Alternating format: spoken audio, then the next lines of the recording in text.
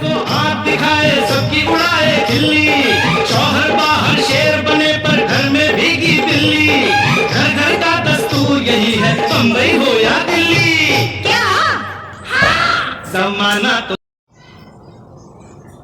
दोस्तों नमस्कार, धर्मपाल जी की श्रद्धांजलि श्रृंखला में आज हम आपको लेकर चल रहे हैं हिंदी सिनेमा की उस फिल्म तक जिसने हंसी के साथ साथ सोचने पर भी मजबूर कर दिया। जी हाँ दोस्तों, हम बात कर रहे हैं 1983 की सुपरहिट कॉमेडी फिल्म नौकर बीबी का। चुपके चुपके में पढ़े लिखे प्रोफेसर परिमल त्रिपाठी बनकर धर्मपाल जी ने हमें मुस्कुराना सिखाया, लेकिन नौकर बीबी का में उन्होंने हमें हंसाते हंसाते आईना भी दिखा दिया। जब धर्मपाल जी ने खुद चुना नौकर बनना, उस दौर में धर्मपाल जी का नाम आते ही आंखों के सामने आता था एक लंबा कद, चौड़ी छाती और हाथ में बंदूक या तलवार। ऐसे समय में एक ऐसा किरदार चुनना जहां हीरो अपनी ही बीवी से डरता हो, बहुत बड़ा रिस्क था।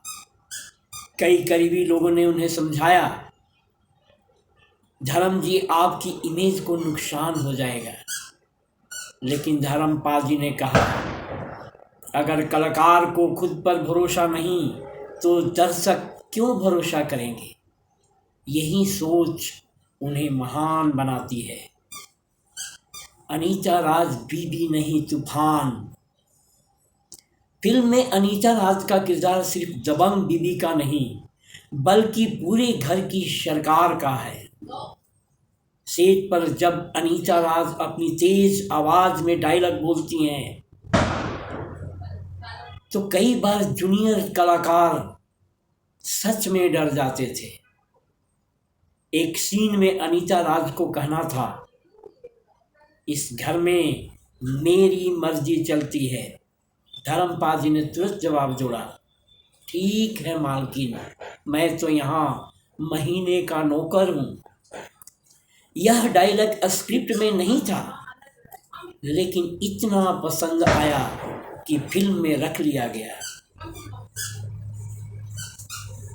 बिना डायलॉग की कॉमेडी। दोस्तों, नौकर बीबी का की सबसे बड़ी खासियत थी धर्मपाल जी की बॉडी लैंग्वेज।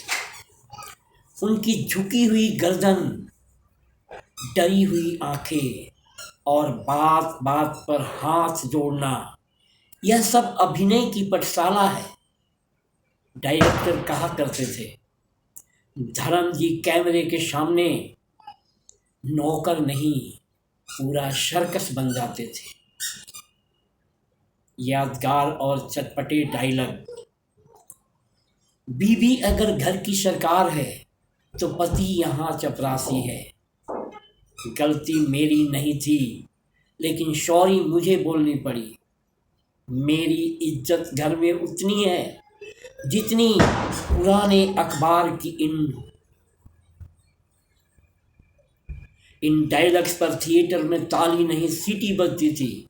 हंसी के पीछे छुपा संदेश। दोस्तों, यह फिल्म सिर्फ हंसाने के लिए नहीं थी। यह फिल्म बताती है कि अहंकार से रिश्ते टूटते हैं और समझदारी से जुड़ते हैं। धर्मपाल जी का किरदार हमेशा दबा हुआ लगता है, लेकिन दिल से सच्चा है।